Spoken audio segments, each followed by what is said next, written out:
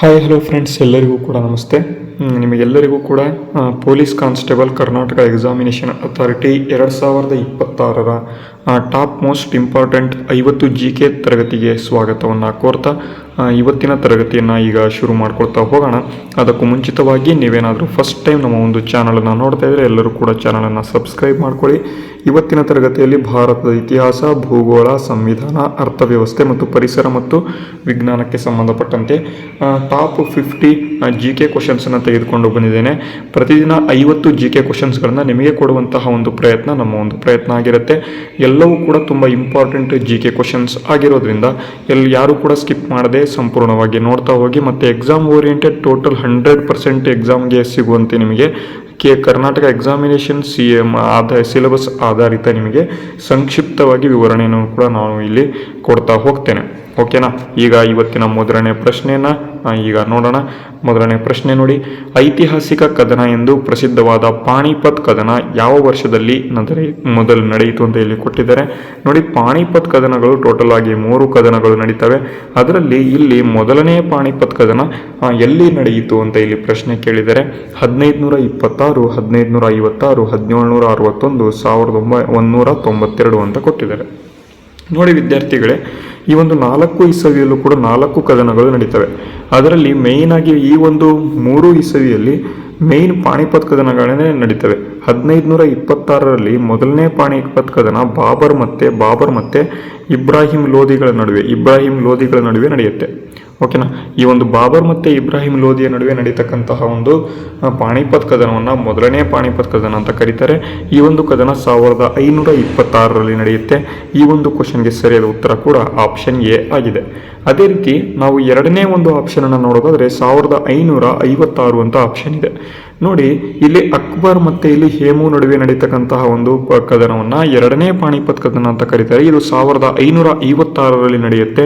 ಇಲ್ಲಿ ಏನಾದರೂ ಎರಡನೇ ಪಾಣಿಪತ್ ಅಂತ ಕ್ವಶನ್ ಅನ್ನು ಕೊಟ್ಟಿದ್ರೆ ನಾವು 1556 ಅಂತ ಹಾಕ್ತಾ ಇದ್ವಿ. ಓಕೆನಾ? ಅದೇ ರೀತಿ ಮೂರನೇ ಪಾಣಿಪತ್ ಕದನವನ್ನು ನೋಡೋದಾದ್ರೆ ಇಲ್ಲಿ ಮೊಘಲರ ಪೇಶ್ವೆ ಮತ್ತೆ ಇಲ್ಲಿ ಎರಡನೇ ಅಬ್ದಾಲಿ ಅಂದರೆ ಅಬ್ದಾಲಿ ಅಂತ ಒಬ್ಬನು ಬರ್ತಾನೆ, ಅಹಮದ್ ಶಾ ಅಬ್ದಾಲಿ ಅಂತಕ್ಕಂಥ ರಾಜ. ಇಲ್ಲಿ ಮೊಘಲರ ಮೇಲೆ ದಬ್ಬಾಳಿಕೆಯನ್ನು ಮಾಡ್ತಾನೆ. ಮೊಘಲರ ಮೇಲೆ ಇಲ್ಲಿ ಏನು ಮಾಡ್ತಾನಪ್ಪ ಅಂತಂದರೆ ಅಟ್ಯಾಕನ್ನು ಮಾಡ್ತಾನೆ. ಅದು ಮೂರನೇ ಪಾಣಿಪತ್ ಕದನ. ಮೊಘಲರು ಮತ್ತು ಮರಾಠರು ಅಂತಲೇ ಹೇಳ್ಬೋದು. ಓಕೆನಾ? 1761.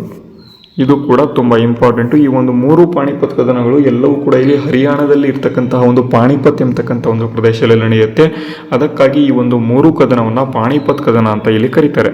ಹಾಗಾದರೆ 1192ರಲ್ಲಿ ಯಾವ ಕದನ ನಡೆಯುತ್ತೆ ಅಂತ ಇಲ್ಲಿ ಪ್ರಶ್ನೆ ಬರ್ಬೋದು.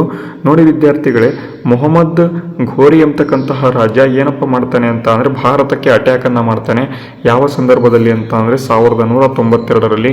ಆವಾಗ ನಮ್ಮ ಒಂದು ಭಾರತದಲ್ಲಿ ಇದ್ದಂತಹ ರಾಜ ಯಾರಪ್ಪ ಅಂತ ಅಂದರೆ ಚೌಹಾಣರ ಒಂದು ಪೃಥ್ವಿರಾಜ ಚೌಹಾಣ ಎಂಬತಕ್ಕಂಥ ರಾಜ 1192ರಲ್ಲಿ ಇವನಿಗೆ ಏನಪ್ಪ ಮಾಡ್ತಾನೆ ಅಂತ ಅಂದರೆ ವಾಪಸ್ಸು ಅಟ್ಯಾಕನ್ನು ಮಾಡ್ತಾನೆ ಈ ಒಂದು ನಮ್ಮ ಒಂದು ಭಾರತದಿಂದ. ಅದಕ್ಕಾಗಿ ಈ ಒಂದು 1192ರಲ್ಲಿ ಇಲ್ಲಿ ತರೈನ್ ಕದನ, ಎರಡನೇ ತರೈನ್ ಕದನವನ್ನು ಇಲ್ಲಿ ನಡೀತದೆ 1192ರಲ್ಲಿ. ಬಟ್ ಇಲ್ಲಿ ಪೃಥ್ವಿರಾಜ ಚೌಹಾಣ ಸೋಲ್ತಾನೆ. ಬಟ್ ಮೊದಲನೇ ತರೈನ್ ಕದನದಲ್ಲಿ 1192ರಲ್ಲಿ ಇದೇ ಪೃಥ್ವಿರಾಜ ಚೌಹಾಣ ಗೆಲ್ತಾನೆ. ಅದು 1191ರಲ್ಲಿ ಮೊದಲನೇ ತರೈನ್ ಕದನ ನಡೆಯುತ್ತೆ. ಅದೇ 1192ರಲ್ಲಿ ಎರಡನೇ ತರೈನ್ ಕದನ ನಡೆಯುತ್ತೆ ಅಂತ. ಓಕೆನಾ? ಅರ್ಥ ಆಯ್ತಾ ಮೊದಲನೇ ಸ್ಲೈಡು? ಈಗ ಮುಂದಿನ ಪ್ರಶ್ನೆಗೆ ಹೋಗೋಣ. ನೋಡಿ, ಮುಂದಿನ ಪ್ರಶ್ನೆ ಏನಿದೆ, ಶಿವಾಜಿ ಮಹಾರಾಜರನ್ನು ಛತ್ರಪತಿ ಎಂದು ಪ್ರತಿಷ್ಠಾಪನೆ ಮಾಡಿದ ಸ್ಥಳ ಯಾವುದು ಅಂತ ಇಲ್ಲಿ ಪ್ರಶ್ನೆ ಕೇಳಿದ್ದಾರೆ. ಶಿವಾಜಿ ಮಹಾರಾಜರನ್ನು ಛತ್ರಪತಿ ಎಂಬತಕ್ಕಂಥ ಒಂದು ಹೆಸರನ್ನು ಕೊಟ್ಟಂತಹ ಒಂದು ಸ್ಥಳ ಯಾವುದಪ್ಪ ಅಂತ ಅಂದರೆ ರಾಯಗಢ ಎಂಬತಕ್ಕಂಥ ಸ್ಥಳ. Option B is the right answer. Raigad ಸರಿಯಾದ ಉತ್ತರ. ಇಲ್ಲಿ ಬರೀರಿ ಅಂತ ಹೇಳ್ತೀರಾ, ಬರೀತೇನೆ. ಓಕೆನಾ? ನೆಕ್ಸ್ಟ್ ಮುಂದಿನ ಪ್ರಶ್ನೆ, ಬೇಡಿಕೆಯ ಕೂಗು ಎಂದು ಪ್ರಸಿದ್ಧವಾದ ಪೂರ್ಣ ಸ್ವರಾಜ್ಯ ಘೋಷಣೆ ಮಾಡಿದ ವರ್ಷ ಯಾವುದು ಅಂತ ಅಂದರೆ ಯಾವ ವರ್ಷದಲ್ಲಿ ಪೂರ್ಣ ಸ್ವರಾಜ್ಯವನ್ನು ಘೋಷಣೆಯನ್ನು ಮಾಡಲಾಯಿತು ಅಂತ ಇಲ್ಲಿ ಪ್ರಶ್ನೆ ಕೇಳಿದರೆ ಯಾವುದಪ್ಪ ಅಂತ ಅಂದರೆ ಇಲ್ಲಿ 1929ರ ಒಂದು ಲಾಹೋರ್ ಸೆಷನಲ್ಲಿ. ಈ ಒಂದು ಲಾಹೋರ್ ಸೆಷನ್ನ ಒಂದು ಅಧ್ಯಕ್ಷರು ಯಾರಾಗಿದ್ದರು ಅಂತ ಕೇಳ್ತಾರೆ, ಜವಾಹರ್ಲಾಲ್ ನೆಹರು. ಜವಾಹರ್ಲಾಲ್ ನೆಹರು ಅವರು 1929ರಲ್ಲಿ ನಮಗೆ ಪೂರ್ಣ ಸ್ವರಾಜ್ಯ ಬೇಕು ಅಂತ ಇಲ್ಲಿ ಘೋಷಣೆಯನ್ನು ಮಾಡ್ತಾರೆ. ಅದಕ್ಕಾಗಿ ಯಾವುದಪ್ಪ ಆಪ್ಷನ್ ಅಂತ ಕೇಳ್ತಾರೆ. Option A is the right answer. ಅರ್ಥ ಆಯಿತು ಅಂತ ಅಂದ್ಕೊಂಡಿದ್ದೇನೆ. ಮುಂದಿನ ಪ್ರಶ್ನೆ, ಕಿತ್ತೂರು ರಾಣಿ ಚೆನ್ನಮ್ಮ ಅವರು ಯಾವ ಬ್ರಿಟಿಷ್ ಅಧಿಕಾರಿಯ ವಿರುದ್ಧ ಹೋರಾಡಿದರು ಅಂತ ಇಲ್ಲಿ ಪ್ರಶ್ನೆ ಕೇಳಿದರೆ ನೋಡಿ, Lord Dalhousie, Thomas Munro, John Thacker ಮತ್ತು ಇಲ್ಲಿ ಕಾರ್ನ್ವಾಲಿಸ್ ಅಂತ ಕೊಟ್ಟಿದ್ದಾರೆ. ಯಾರಪ್ಪ ಈ ಒಂದು ಕಿತ್ತೂರು ರಾಣಿ ಚೆನ್ನಮ್ಮ ಅವರು ಯಾವ ಬ್ರಿಟಿಷ್ ಅಧಿಕಾರಿ ವಿರುದ್ಧ ಇಲ್ಲಿ ಹೋರಾಡಿದ್ದಾರೆ ಅಂತ ಇಲ್ಲಿ ಪ್ರಶ್ನೆ ಕೇಳಿದರೆ ಜಾನ್ ಥೇಕರ್ ಅಂತ, ಜಾನ್ ಠಾಕರೆ ಅಂತ ಬರಬೇಕು, ಬಟ್ ಥೇಕರೆ ಅಂತ ಇದೆ. ಓಕೆ, ಜಾನ್ ಠಾಕರೆ ಅಂತ. ಆಪ್ಷನ್ ಸಿ ಸರಿಯಾದ ಉತ್ತರ. ಅದೇ ರೀತಿ ನೋಡಿ, ವಂದೇ ಮಾತರಂ ಗೀತೆಯನ್ನು ರಚನೆ ಮಾಡಿದವರು ಯಾರು ಅಂತ ಇಲ್ಲಿ ಪ್ರಶ್ನೆಯನ್ನು ಕೇಳಿದರೆ ಇದು ಎಲ್ಲರಿಗೂ ಕೂಡ ಗೊತ್ತಿರ್ತದೆ. ಬಂಕಿಮಚಂದ್ರ ಚಟರ್ಜಿ ಅಂತಕ್ಕಂಥವನು. ಬಂಕಿಮಚಂದ್ರ ಚಟರ್ಜಿ ಅಂತಕ್ಕಂಥವ್ರು ವಂದೇ ಮಾತರಂ ಗೀತೆಯನ್ನು ಇಲ್ಲಿ ರಚನೆಯನ್ನು ಮಾಡ್ತಾರೆ. ಆಪ್ಷನ್ ಇಲ್ಲಿ ನೋಡಿದರೆ ಬಿ ಸರಿಯಾದ ಉತ್ತರ ಆಗಿದೆ. ಅದೇ ರೀತಿ ಮುಂದಿನ ಪ್ರಶ್ನೆ, ಇಂಡಸ್ ಕಣಿವೆಯ ನಾಗರಿಕತೆಯ ಮುಖ್ಯ ಬಂದರು ನಗರ ಯಾವುದು ಅಂತ ಇಲ್ಲಿ ಪ್ರಶ್ನೆ ಕೇಳಿದರೆ ಮೊಹೆಂಜೊದಾರೋ, ಹರಪ್ಪ, ಲೋಥಾಲ್ ಮತ್ತು ಧೋಲಾವೀರ ಅಂತ ಇಲ್ಲಿ ಕೊಟ್ಟಿದ್ದಾರೆ. ಬಂದರು ನಗರ, ಬಂದರು ಅಂತ ಅಂದರೆ ಪೋರ್ಟ್ ಅಂತ ಕರೀತಾರೆ. ಈ ಒಂದು ಪೋರ್ಟ್ ಎಲ್ಲಪ್ಪ ಜಾಸ್ತಿ ಕಂಡು ಬಂದಿದ್ದು ಅಂತ ಇಲ್ಲಿ ನೋಡೋದಾದರೆ ಆಪ್ಷನ್ ಸಿ ಲೋಥಾಲ್ ಅಂತಕ್ಕಂಥದ್ದಲ್ಲಿ. ಲೋಥಾಲ್ ಎಲ್ಲಿದೆ ಅಂತ ಕೇಳಿದರೆ ಗುಜರಾತ್ನಲ್ಲಿದೆ. ಈ ಒಂದು ಗುಜರಾತ್ನ ಲೋಥಾಲ್ ಏನಿದೆ ಇದು ಬಂದರು ಪ್ರದೇಶಕ್ಕೆ ಹೆಸರುವಾಸಿಯಾಗಿತ್ತು ಇಂಡಸ್ ಕಣಿವೆಯಲ್ಲಿ. ಆಪ್ಷನ್ ಸಿ ಇಲ್ಲಿ ಸರಿಯಾದ ಉತ್ತರ ಆಗಿದೆ. ಅದೇ ರೀತಿ ನೋಡಿ, ಮುಂದಿನ ಪ್ರಶ್ನೆ, ಬೌದ್ಧ ಧರ್ಮದ ಸ್ಥಾಪಕ ಗೌತಮ ಬುದ್ಧರು ಯಾವ ಸ್ಥಳದಲ್ಲಿ ಜ್ಞಾನೋದಯವನ್ನು ಪಡೆದರು ಅಂತ ಇಲ್ಲಿ ಪ್ರಶ್ನೆ. ಸಾರನಾಥ, ಕುಶಿನಗರ, ಬೋಧಗಯ, ಲುಂಬಿನಿ ಅಂತ ಇದೆ. ಇದಕ್ಕೆ ಸರಿಯಾದ ಉತ್ತರವನ್ನು ನೀವು ನೋಡೋದಾದರೆ ಬೋಧಗಯ. ಬೋಧಿ ಮರದ ಕೆಳಗೆ ಇಲ್ಲಿ ಏನಪ್ಪ ಮಾಡ್ತಾರೆ ಅಂತ ಅಂದರೆ ಅವರು ಎನ್ಲೈಟನ್ಮೆಂಟ್, ಜ್ಞಾನೋದಯವನ್ನು ಪಡೀತಾರೆ. Option C is the right answer. ಅದೇ ರೀತಿ ಮುಂದಿನ ಪ್ರಶ್ನೆ, ದೆಹಲಿ ಸುಲ್ತಾನರ ಸ್ಥಾಪಕ ಮತ್ತು ಮೊದಲ ಸುಲ್ತಾನ ಇಲ್ಲಿ ಯಾರು ಅಂತ ಇಲ್ಲಿ ಪ್ರಶ್ನೆ ಕೇಳಿದರೆ ಅಲ್ಲಾವುದ್ದೀನ್ ಖಿಲ್ಜಿ, ಫಿರೋಜ್ ಶಾ ತುಘಲಕ್, ಕುತುಬುದ್ದೀನ್ ಐಬಕ್, ಇಲ್ತುಮಿಶ್ ಅಂತ ಇದೆ. ನೋಡಿ, ಕುತುಬುದ್ದೀನ್ ಐಬಕ್ ಎಂತಕ್ಕಂಥವನು ಇವನು ಮೊಹಮ್ಮದ್ ಘೋರಿಯ ಒಂದು 4 ಜನ ಗುಲಾಮರಲ್ಲಿ ಇವನು ಕೂಡ ಒಬ್ಬ. ಕುತುಬುದ್ದೀನ್ ಐಬಕ್ಕಿ ಏನಾಗಿರ್ತಾನೆ ಅಂತ ಅಂದರೆ ಈ ಒಂದು 4 ಜನ ಗುಲಾಮರಲ್ಲಿ ಮೊಹಮ್ಮದ್ ಘೋರಿಯ ಮಗಳನ್ನು ಇಲ್ಲಿ ಮದುವೆ ಆಗ್ತಾನೆ. ಅದಕ್ಕಾಗಿ ಮೊಹಮ್ಮದ್ ಘೋರಿ ಸತ್ತ ಮೇಲೆ ಕುತುಬುದ್ದೀನ್ ಐಬಕ್ ಎಂಬತಕ್ಕಂಥವನಿಗೆ ಎಲ್ಲ ರಾಜ್ಯಭಾರವನ್ನು ಇವನು ಕೊಡ್ತಾನೆ ಅಂತ. ಅದಕ್ಕಾಗಿ ದೆಹಲಿ ಸುಲ್ತಾನರ ಸ್ಥಾಪಕ ಮತ್ತು ಮೊದಲ ಸುಲ್ತಾನ ಯಾರು ಅಂತ ಕೇಳಿದರೆ ಕುತುಬುದ್ದೀನ್ ಐಬಕ್ ಅಂತ. ಇವನು ಗುಲಾಮ ಸಂತತಿಯ ಸ್ಥಾಪಕ ಅಂತಲೇ ನಾವು ಕರಿತೇವೆ ಅಂತ. ಓಕೆನಾ, ಮುಂದಿನ ಪ್ರಶ್ನೆಗೆ ಹೋಗೋಣ. ಅದೇ ರೀತಿ ನೋಡಿ, ಮುಂದಿನ ಪ್ರಶ್ನೆ, ಮೌರ್ಯರ ಕಾಲದಲ್ಲಿ ಪ್ರಸಿದ್ಧ ಮಹಿಳಾ ಸೈನ್ಯಾಧಿಕಾರಿ ಇಲ್ಲಿ ಯಾರು ಅಂತ ಇಲ್ಲಿ ಪ್ರಶ್ನೆ ಕೇಳಿದರೆ ಅನುಸೂಯ, ಸುಲೋಚನಾ, ರಾಣಿ ಅಹಲ್ಯಾಬಾಯಿ ಮತ್ತು ಇಲ್ಲಿ ಇಂತಿಯಾ ಅಂತ ಕೊಟ್ಟಿದ್ದಾರೆ. ಇದಕ್ಕೆ ಸರಿಯಾದ ಉತ್ತರ ಇಂತಿಯಾ ಎಂಬತಕ್ಕಂಥದ್ದು ಈ ಒಂದು ಮೌರ್ಯರ ಕಾಲದಲ್ಲಿ ಪ್ರಸಿದ್ಧ ಮಹಿಳಾ ಸೈನ್ಯಾಧಿಕಾರಿ ಆಗಿದ್ದರು. ಅದೇ ರೀತಿ ಮುಂದಿನ ಪ್ರಶ್ನೆ, ಸತ್ಯಾಗ್ರಹ ಪದವನ್ನು ಮೊದಲು ಬಳಸಿದವರು ಎಲ್ಲಿ ಯಾರು ಅಂತ ಇಲ್ಲಿ ಪ್ರಶ್ನೆ ಕೇಳಿದರೆ ಸತ್ಯಾಗ್ರಹ ಎಂಬತಕ್ಕಂತಹ ಒಂದು ಪದವನ್ನು ಮೊದಲು ಬಳಸಿದವರು ಯಾರಪ್ಪ ಅಂತ ಅಂದರೆ ಮಹಾತ್ಮ ಗಾಂಧೀಜಿಯವರು. Option A is the right answer. ನೋಡಿ, ಇಂಥ ಪ್ರಶ್ನೆಗಳು ಬರ್ತವೆ ಮತ್ತು ಇಲ್ಲಿ ಇಂಥ ಪ್ರಶ್ನೆಗಳು ನಿಮಗೆಲ್ಲರಿಗೂ ಕೂಡ ಗೊತ್ತಿರೋದಿಲ್ಲ. ಓಕೆನಾ, ಅದಕ್ಕಾಗಿ ನೋಡ್ಕೊಳ್ತಾ ಹೋಗಿ. ಅದೇ ರೀತಿ ಮುಂದಿನ ಪ್ರಶ್ನೆ, ಭಾರತದ ಅತಿ ಉದ್ದವಾದ ನದಿ ಯಾವುದು ಅಂತ ಇಲ್ಲಿ ಪ್ರಶ್ನೆ ಕೇಳಿದರೆ ಎಲ್ಲರೂ ಕೂಡ ಈ ಒಂದು ಪ್ರಶ್ನೆಯನ್ನು ತಪ್ಪು ಮಾಡ್ತೀರಾ. ಬಟ್ ಇದಕ್ಕೆ ಸರಿಯಾದ ಉತ್ತರವನ್ನು ನೋಡೋದಾದರೆ ಸಿಂಧೂ ನದಿ. ಭಾರತದ ಅತಿ ಉದ್ದವಾದ ನದಿ ಯಾವುದಪ್ಪ ಅಂತಂದರೆ ಸಿಂಧೂ ನದಿ ಅಂತ ಇಲ್ಲಿ ಆಪ್ಷನ್ ಇದೆ. ಬಟ್ ಇಲ್ಲಿ ಗಂಗಾ ನದಿ ನಮ್ಮ ಅತಿ ಉದ್ದವಾಗಿ ಹರಿತಕ್ಕಂಥ ನದಿ ಯಾವುದಪ್ಪ ಅಂತ ಕೇಳಿದರೆ ಗಂಗಾ ನದಿ. ಭಾರತದಲ್ಲಿ ಹರಿತಕ್ಕಂಥ ಅತಿ ಉದ್ದವಾದ ನದಿ ಯಾವುದಪ್ಪ ಅಂತಂದರೆ ಸಿಂಧೂ ನದಿ. ಬಟ್ ಇಲ್ಲಿ ಸರಿಯಾದ ಉತ್ತರವನ್ನು ನೋಡೋದಾದರೆ ಗಂಗಾ ನದಿ ಭಾರತದಲ್ಲಿ ಉದ್ದವಾಗಿ ಹರಿತಕ್ಕಂಥ ನದಿಯಾಗಿದೆ. Option A is the right answer. ಅದೇ ರೀತಿ ನೋಡಿ, ಮುಂದಿನ ಪ್ರಶ್ನೆ, ಕರ್ನಾಟಕದ ಕಾವೇರಿ ನದಿಯ ಉಗಮ ಸ್ಥಳ ಯಾವುದು ಅಂತ ಇಲ್ಲಿ ಪ್ರಶ್ನೆ ಕೇಳಿದರೆ ಕರ್ನಾಟಕದ ಕಾವೇರಿಯ ಉಗಮವಾದ ಸ್ಥಳ ಯಾವುದು ಅಂತ ಇಲ್ಲಿ ಕೇಳಿದರೆ ಆಪ್ಷನ್ ಯಾವುದಪ್ಪ ಅಂತಂದರೆ ಬ್ರಹ್ಮಗಿರಿ, ನೀಲಗಿರಿ, ತಲಕಾವೇರಿ ಬೆಟ್ಟ ಮತ್ತು ಇಲ್ಲಿ ಮುಳ್ಳಯ್ಯನಗಿರಿ ಅಂತ ಕೊಟ್ಟಿದ್ದಾರೆ. ಕೊಡಗಿನ ತಲಕಾವೇರಿಯಲ್ಲಿ ಈ ಒಂದು ಕಾವೇರಿ ನದಿ ಏನು ಮಾಡುತ್ತೆ ಅಂತ ಉಗಮ ಆಗ್ತದೆ. ಆಪ್ಷನ್ ಯಾವುದು ಅಂತ ಕೇಳಿದರೆ option C is the right answer. ಅದೇ ರೀತಿ ಮುಂದಿನ ಪ್ರಶ್ನೆ, ಭಾರತದ ಡೆಕ್ಕನ್ ಪ್ರಸ್ಥಭೂಮಿಯು ಯಾವ ಪ್ರಸ್ಥಭೂಮಿಗಳಿಂದ ಆವೃತವಾಗಿದೆ ಅಂತ ಇಲ್ಲಿ ಪ್ರಶ್ನೆ ಕೇಳಿದರೆ ಪಶ್ಚಿಮ ಮತ್ತು ಪೂರ್ವಘಟ್ಟ, ಹಿಮಾಲಯ ಮತ್ತು ವಿಂಧ್ಯ, ಸಹ್ಯಾದ್ರಿ ಮತ್ತು ಅರಾವಳಿ, ನೀಲಗಿರಿ ಮತ್ತು ಅಣ್ಣಾಮಲೈ ಅಂತ ಕೊಟ್ಟಿದ್ದಾರೆ. ಇದಕ್ಕೆ ಸರಿಯಾದ ಉತ್ತರ ಎಲ್ಲರಿಗೂ ಕೂಡ ಗೊತ್ತಾಗ್ತದೆ, ಪಶ್ಚಿಮ ಮತ್ತು ಪೂರ್ವಘಟ್ಟಗಳು. Option A is the right answer. ಅದೇ ರೀತಿ ಮುಂದಿನ ಪ್ರಶ್ನೆ, ಭಾರತದ ಅತಿ ದೊಡ್ಡ ತಾಜಾ ನೀರಿನ ಸರೋವರ, ಸಿಹಿ ನೀರಿನ ಸರೋವರ ಯಾವುದು ಅಂತ ಇಲ್ಲಿ ಪ್ರಶ್ನೆ ಕೇಳಿದರೆ ವೂಲಾರ್ ಸರೋವರ ಎಂತಕ್ಕಂಥದ್ದು ಭಾರತದ ಅತ್ಯಂತ ದೊಡ್ಡ ತಾಜಾ ನೀರಿನ ಸರೋವರ ಅಂತ ಕರೀತಾರೆ. ಆಪ್ಷನ್ ಸಿ ಇದು ಸರಿಯಾದ ಉತ್ತರ. ಇದು ಜಮ್ಮು ಕಾಶ್ಮೀರದಲ್ಲಿ ಕಂಡುಬರುತ್ತೆ. ಅದೇ ರೀತಿ ಮುಂದಿನ ಪ್ರಶ್ನೆ ನೋಡಿ, ಭಾರತದ ಗುಜರಾತ್ ರಾಜ್ಯದ ಅತಿ ದೊಡ್ಡ ನಗರ ಇಲ್ಲಿ ಯಾವುದು ಅಂತ ಇಲ್ಲಿ ಪ್ರಶ್ನೆ ಕೇಳಿದರೆ, ಗುಜರಾತ್ ರಾಜ್ಯದ ಅತ್ಯಂತ ದೊಡ್ಡ ನಗರ ಯಾವುದಪ್ಪ ಅಂತ ಅಂದರೆ Ahmedabad. Option B is the right answer. ಅದೇ ರೀತಿ ಬನ್ನಿ, ಭಾರತದ ಅತಿ ಕಡಿಮೆ ಜನಸಂಖ್ಯೆ ಹೊಂದಿರುವ ಕೇಂದ್ರಾಡಳಿತ ಪ್ರದೇಶ ಇಲ್ಲಿ ಯಾವುದು ಅಂತ ಇಲ್ಲಿ ಪ್ರಶ್ನೆ ಕೇಳಿದರೆ, ತುಂಬ ಇಂಪಾರ್ಟೆಂಟ್ ಪ್ರಶ್ನೆ. ಈ ಒಂದು ಅತ್ಯಂತ ಕಡಿಮೆ ಜನಸಂಖ್ಯೆ ಇರತಕ್ಕಂಥ ಕೇಂದ್ರಾಡಳಿತ ಪ್ರದೇಶ ಅದು ಲಕ್ಷದ್ವೀಪ ಅಂತ. Option A is the right answer. ಮುಂದಿನ ಪ್ರಶ್ನೆ, ವಿಂಧ್ಯ ಪರ್ವತ ಯಾವ ರಾಜ್ಯದಲ್ಲಿ ಕಂಡುಬರುತ್ತೆ ಅಂತ ಇಲ್ಲಿ ಪ್ರಶ್ನೆಯನ್ನು ಕೇಳಿದರೆ, ತುಂಬ ಈಸಿ ಪ್ರಶ್ನೆಗಳು ಅಂತ ಅಂದ್ಕೊಂಡಿರ್ತೀವಿ, ಬಟ್ ಇದಕ್ಕೆ ಏನಾಗುತ್ತೆ ಅಂತ ಅಂದರೆ ಕನ್ಫ್ಯೂಸ್ ಆಗುತ್ತೆ. ವಿಂಧ್ಯ ಪರ್ವತ ಯಾವ ರಾಜ್ಯದಲ್ಲಿ ಕಂಡುಬರುತ್ತೆ ಅಂತ ಅಂದರೆ ಮಧ್ಯಪ್ರದೇಶದಲ್ಲಿ ಕಂಡುಬರುತ್ತೆ. Option A is the right answer. ಮುಂದಿನ ಪ್ರಶ್ನೆ, ಭಾರತದ ಅತಿ ಎತ್ತರದ ಜಲಪಾತ ಯಾವುದು ಅಂತ ಇಲ್ಲಿ ಪ್ರಶ್ನೆಯನ್ನು ಕೇಳಿದರೆ, ಜೋಗ ಜಲಪಾತ, ಶಿವನ ಸಮುದ್ರ, ಕುಟ್ಟಿ ಮತ್ತು ನಾಹಕ್ ಅಂತ ಕೊಟ್ಟಿದ್ದಾರೆ. ಇದಕ್ಕೆ ಸರಿಯಾದ ಉತ್ತರ ಜೋಗ ಜಲಪಾತ. 980 ಅಡಿಗಿಂತ 980 ಅಡಿ ಅಂತ ಕರೀತಾರೆ, ಈ ಒಂದು ಫೀಟ್ ಅಂತಲೇ ಕರೀತಾರೆ. ಅಷ್ಟು ಎತ್ತರದಿಂದ ಇದು ಧುಮುಕುತ್ತೆ. ಶರಾವತಿ ನದಿಗೆ ಅಡ್ಡಲಾಗಿ ಈ ಒಂದು ಜಲಪಾತ ಸೃಷ್ಟಿಯಾಗಿದೆ. ಮುಂದಿನ ಪ್ರಶ್ನೆ, ಪೂರ್ವಘಟ್ಟ ಯಾವ ಸಮುದ್ರದ ದಿಕ್ಕಿನಲ್ಲಿ ಕಂಡುಬರುತ್ತೆ ಅಂತ ಇಲ್ಲಿ ಪ್ರಶ್ನೆ ಕೇಳಿದರೆ, ಈಸಿ ಪ್ರಶ್ನೆ, ಬಂಗಾಳ ಕೊಲ್ಲಿ. Option B is the right answer. ಅದೇ ರೀತಿ ಮುಂದಿನ ಪ್ರಶ್ನೆ, ಕರ್ನಾಟಕದ ಅತಿ ದೊಡ್ಡ ಜಿಲ್ಲೆ ವಿಸ್ತೀರ್ಣದಲ್ಲಿ ಯಾವುದು ಅಂತ ಇಲ್ಲಿ ಪ್ರಶ್ನೆಯನ್ನು ಕೇಳ್ತಾರೆ. ಕರ್ನಾಟಕದ ಅತ್ಯಂತ ದೊಡ್ಡ ಜಿಲ್ಲೆ ಯಾವುದಪ್ಪ ಅಂತ ಅಂದರೆ ಆಪ್ಷನ್ ಎ ಬೆಳಗಾವಿ. ಬೆಳಗಾವಿ ಅತ್ಯಂತ ದೊಡ್ಡ ಜಿಲ್ಲೆ ಆಗಿದೆ. ಹಾಗೆ ಅತ್ಯಂತ ಸಣ್ಣ ಜಿಲ್ಲೆ ಅಂತ ಕೇಳ್ತಾರೆ. ಅತ್ಯಂತ ಸಣ್ಣ ಜಿಲ್ಲೆ ಯಾವುದು ನಿಮಗೆ ಗೊತ್ತಿದ್ರೆ ಕಮೆಂಟ್ ಮಾಡಿ. ನೋಡಿ ವಿದ್ಯಾರ್ಥಿಗಳು, ಇದೇ ರೀತಿ ನಿಮಗೆ ಪ್ರತಿದಿನ 50 ಕ್ವಶನ್ಸ್ಗಳನ್ನು ನಾವು ಕೊಡ್ತಾ ಹೋಗ್ತೇವೆ. ನಮ್ಮ ಒಂದು ತರಗತಿಗಳು ನಿಮಗೇನಾದರೂ ಇಷ್ಟ ಆಗ್ತಾ ಇದ್ದಲ್ಲಿ ಇಲ್ಲಿ ಕೊಟ್ಟಿರತಕ್ಕಂಥ ಬ್ಯಾಚ್ ಮೂಲಕ ನೀವು ಸಂಪೂರ್ಣ ಒಂದು ಬ್ಯಾಚನ್ನು ಪಡೆದುಕೊಂಡು ನೀವು ಸೆಲ್ಫ್ ಸ್ಟಡಿ ಮಾಡ್ಬೋದು. PDF ಬ್ಯಾಚಸ್ ಇರ್ತವೆ. ಇದರಲ್ಲಿ ನಿಮಗೆ ಏನು ನಾನು ಕ್ವಶನ್ಸ್ಗಳನ್ನು ಈಗ ಮಾಡ್ತಾ ಇದ್ದೇನೆ, ಇದರ ಒಂದು PDF ಕೂಡ ಸಂಪೂರ್ಣವಾಗಿರುತ್ತೆ. ಟೋಟಲ್ ಆಗಿ 1000 ಕ್ವಶನ್ಸ್ ನಿಮಗೆ ಏನಪ್ಪ ಅಥವಾ 1000 ಕ್ವಶನ್ಸ್ಗಳು ನಾವೇನು ಮಾಡ್ತೇವೆ ಅಂತಂದರೆ ನಿಮಗೆ ಫ್ರೀಯಾಗಿ ಕೊಡುವಂಥ ಒಂದು ಪ್ರಯತ್ನವನ್ನು ಮಾಡ್ತೇವೆ ಈ ಒಂದು ಬ್ಯಾಚನ್ನು ತಗೊಂಡ್ರೆ. ಈ ಒಂದು ಬ್ಯಾಚಲ್ಲಿ ನಿಮಗೆ ಹಿಸ್ಟ್ರಿ, ಪೊಲಿಟಿ, ಎಕನಾಮಿಕ್ಸ್ ಮತ್ತು ಜಿಯೋಗ್ರಫಿ ಮತ್ತು ಸೈನ್ಸು ಈ ಒಂದು 5 ಸಬ್ಜೆಕ್ಟ್ನ ಸಂಪೂರ್ಣ ಒಂದು PDF ಇರುತ್ತೆ. ಮತ್ತು ಜೊತೆಗೆ ಕರೆಂಟ್ ಅಫೇರ್ಸ್ 6 ತಿಂಗಳ ಕರೆಂಟ್ ಅಫೇರ್ಸನ್ನು ಕೂಡ ನಾವು ಕೊಡ್ತಾ ಹೋಗ್ತೇವೆ. ಜೊತೆಗೆ ಟೆಸ್ಟ್ಗಳನ್ನು ಯಾವ ರೀತಿ ಕೊಡ್ತೇವೆ ಅಂತಂದರೆ ಟೋಟಲ್ ಆಗಿ 1000 ಕ್ವಶನ್ಸ್ ಇರತಕ್ಕಂಥ ಟೆಸ್ಟ್ಗಳನ್ನು ಕೂಡ ನಿಮಗೆ ಕೊಡುವಂಥ ಒಂದು ಈ ಪ್ರಯತ್ನವನ್ನು ನಾವು ಈ ಒಂದು ಬ್ಯಾಚಲ್ಲಿ ಮಾಡ್ತಾ ಹೋಗ್ತೇವೆ. ಅದಕ್ಕಾಗಿ ಇಲ್ಲಿ ಕೊಟ್ಟಿರ್ತಕ್ಕಂಥ ಸ್ಕ್ಯಾನರ್ ಮುಖಾಂತರ 501 ರೂಪಾಯಿಗಳನ್ನು ನೀವು ಸೆಂಡ್ ಮಾಡಿ ಬ್ಯಾಚನ್ನು ಪರ್ಚೇಸ್ ಮಾಡ್ಬೋದು. ವಿತಿನ್ 40 ಡೇಸಲ್ಲಿ ಯಾವ ರೀತಿ ಓದಬೇಕು ಅಂತ ನಾವು ಈ ಒಂದು ಬ್ಯಾಚಲ್ಲಿ ನಿಮಗೆ ಸಂಪೂರ್ಣವಾಗಿ ಮಾಹಿತಿಗಳನ್ನು ಕೊಟ್ಟಿದ್ದೇವೆ. ನೀವು ಕೂಡ ನೋಡ್ಕೊಳ್ತಾ ಹೋಗ್ಬೋದು. ಓಕೆನಾ? ಈಗ ಡೈರೆಕ್ಟಾಗಿ ಮುಂದಿನ ಒಂದು ಪ್ರಶ್ನೆಯನ್ನು ನೋಡೋಣ. ಓಕೆ, ಮುಂದಿನ ಪ್ರಶ್ನೆ ನೋಡೋದಾದರೆ, ಭಾರತದ ಸಂವಿಧಾನದ ಪ್ರಸ್ತಾವನೆ ಅಥವಾ ಪ್ರಿಯಾಂಬಲ್ ಅನ್ನು ಸಂವಿಧಾನದ ಆತ್ಮ ಎಂದು ಕರೆಯಲು ಕಾರಣ ಏನು ಅಂತ ಇಲ್ಲಿ ಪ್ರಶ್ನೆ ಕೇಳಿದರೆ, ಭಾರತದ ಸಂವಿಧಾನದ ಪ್ರಸ್ತಾವನೆ ಪ್ರಿಯಾಂಬಲ್ ಅನ್ನು ಇಲ್ಲಿ ಸಂವಿಧಾನದ ಆತ್ಮ ಅಂತ ಯಾಕಪ್ಪ ಕರಿತೇವೆ ಅಂತ ಇಲ್ಲಿ ಪ್ರಶ್ನೆ ಕೇಳಿದರೆ, ಇದು ಸಂವಿಧಾನದ ಉದ್ದೇಶವನ್ನು ವಿವರಣೆ ಮಾಡುತ್ತದೆ. ಇದು ಸಂವಿಧಾನದ ಮೊದಲ ಭಾಗವಾಗಿದೆ. ಇದು ಸಂವಿಧಾನದ ಪ್ರಮುಖ ಅಂಶಗಳಲ್ಲಿ ಹೊಂದಿದೆ.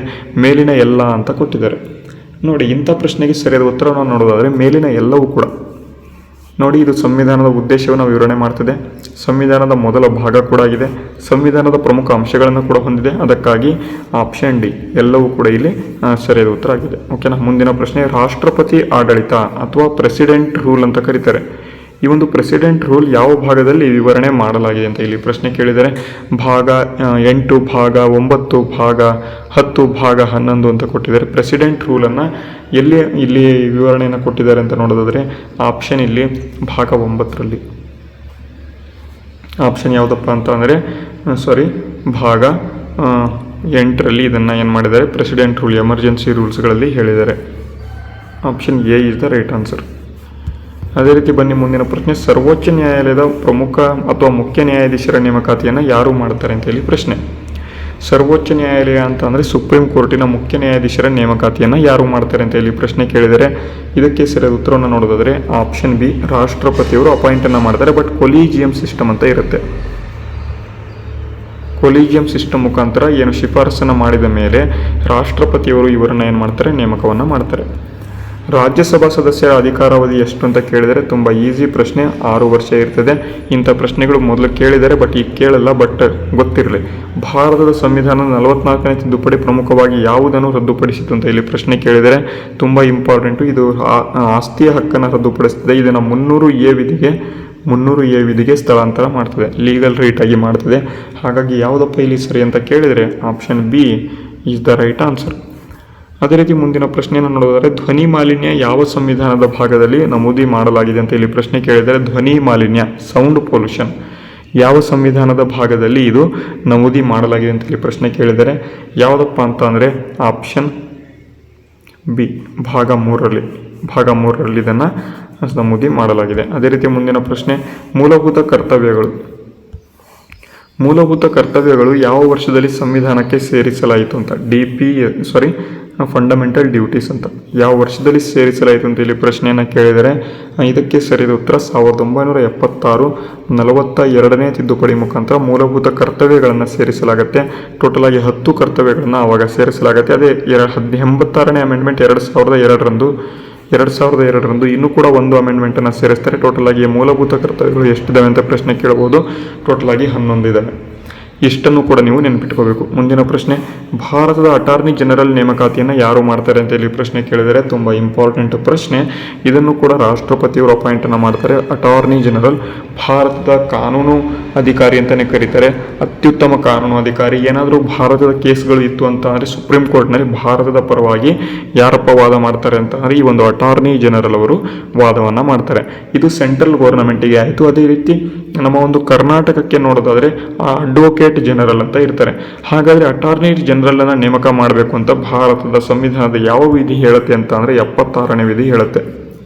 ಓಕೆನಾ, ಇಷ್ಟು ನೆನ್ಪಿಟ್ಕೊಳ್ಳಿ. ಮುಂದಿನ ಪ್ರಶ್ನೆ, ರಾಜ್ಯಗಳ ಪುನರ್ವಿಂಗಡಣೆ ಕಾಯ್ದೆ ಯಾವ ವರ್ಷದಲ್ಲಿ ಜಾರಿಗೆ ಬಂದಿತ್ತು ಅಂತ ಇಲ್ಲಿ ಪ್ರಶ್ನೆ ಕೇಳಿದರೆ ರಾಜ್ಯದ ಪುನರ್ವಿಂಗಡಣೆ ಕಾಯ್ದೆ ಇದು ಯಾವ ವರ್ಷದಲ್ಲಿ ಬಂತು ಅಂತ ಅಂದರೆ 1956ರಲ್ಲಿ ಫಜಲ್ ಅಲಿ ಆಯೋಗದ ಒಂದು ರಿಪೋರ್ಟ್ನ ಮೇರೆಗೆ ಈ ಒಂದು ಪುನರ್ವಿಂಗಡಣೆ ಕಾಯ್ದೆ ಬರುತ್ತೆ.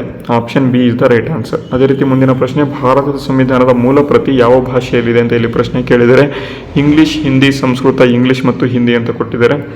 ಇದಕ್ಕೆ ಸರಿಯಾದ ಉತ್ತರವನ್ನು ನೋಡೋದಾದರೆ ಈ ಒಂದು ಭಾರತದ ಸಂವಿಧಾನದ ಮೂಲ ಪ್ರತಿ ಏನಿದೆ ಇದು ಇಂಗ್ಲಿಷ್ ಮತ್ತು ಹಿಂದಿ ಎರಡೂ ಭಾಷೆಯಲ್ಲಿ ಬರೆದಿದ್ದಾರೆ.